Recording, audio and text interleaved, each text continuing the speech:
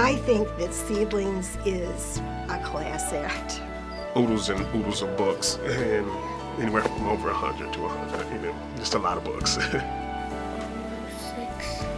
old. Without Deborah, with her idea, it wouldn't be here. And we have to read to her every night. First book I did was The Best Christmas Pageant Ever by Barbara Robinson.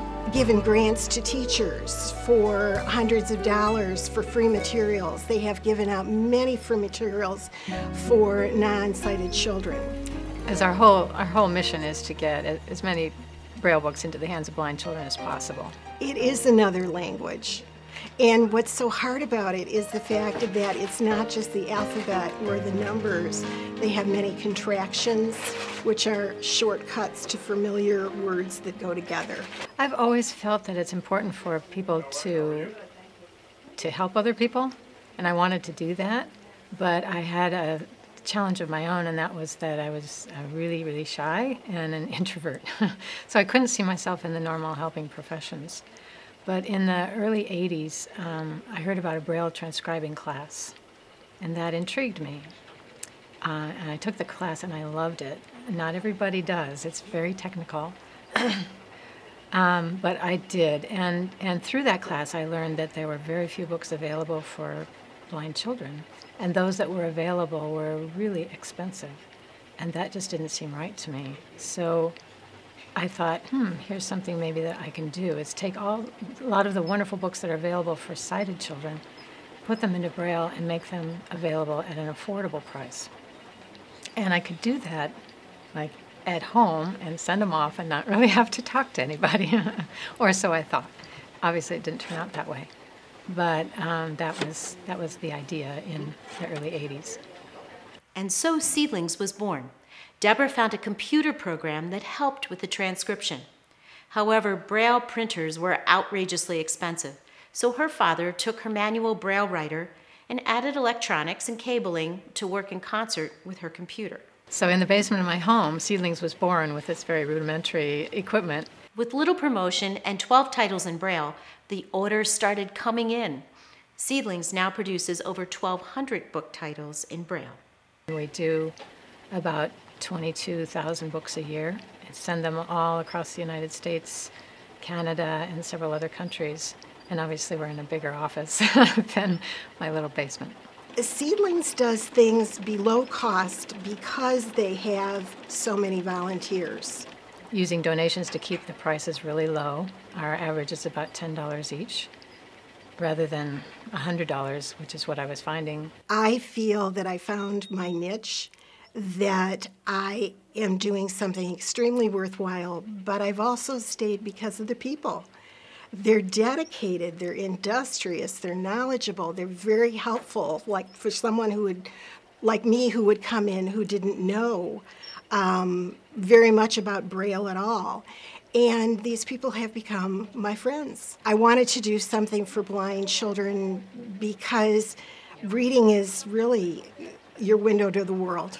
I would come in on Wednesday morning, and there would often be this one girl who would come, and she would be, it was amazing to me to watch her, you know, with reading with her fingertips, and she was actually proofreading one of the finished copies. A single book can take months to produce.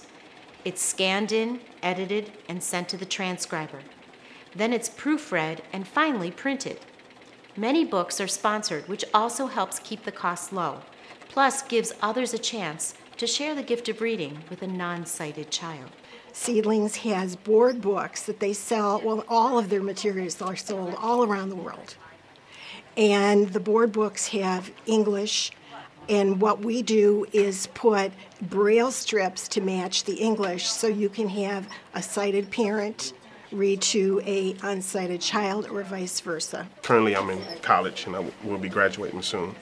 When I'm doing homework, she come and sit next to me and she'll say, I'm doing my homework with Dad.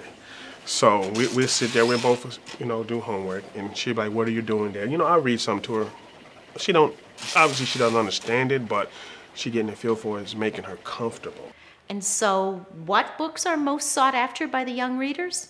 Well, I think the classics sell, and when I first came, now I've been here 6 years since I've been retired, I felt that I was helpful in letting them know what was popular with children because I had just come from the classroom. She liked to read a lot about animals. She loved Junie B. Jones because at school she's reading, I believe, on like a 4th grade level. We have a few giveaway programs, and those are made possible by grants and special donations. And 2 of them are nationwide, and actually also Canada. So one of them is called the Rose Project. That was the first one we started with a bequest from a woman that we'd never met or had contact with before. She left us some money in her will. And this was when Seedlings was quite small, so it was quite remarkable.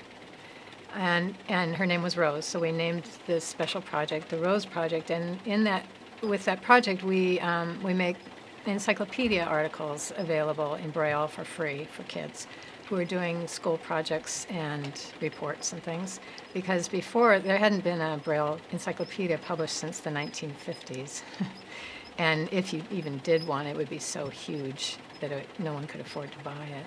Well, kids, if you have a school project due, there are no excuses. Here's what you need to do. So what we do is the kids can call us or email us or fill out a form online and request a specific article or articles, and then we pull it up. It's a World Book site. We get the article, we translate it into Braille, we print it out, and we UPS it to them, usually the same day, so that they can get, of course, they need it quickly for their reports. So that's a nice service. And then there's the Book Angel program, which allows each blind child in the United States and Canada to get 2 free books a year. And that one originally started, and it was called the Anna's Book Angel Project because it was named in memory of my daughter, Anna. She was killed by a drunk driver 11 years ago. And we received a lot of memorial money in her name, and obviously I wanted to do something really special. So we started that. Thousands of books later, this book giveaway serves another important purpose. And it allows kids to try Braille. There's a lot of visually impaired children that have some vision, and the parents and teachers might not be sure which is the best way to go, large print or Braille. Just get them Braille books and just let them read. If you have to read to them, just encourage them to read. Sighted children can pick up free books, and they can go to the library, garage sales and all that, and blind children don't have that same opportunity. I feel like I'm really making a difference. And I'm doing it in a fun atmosphere.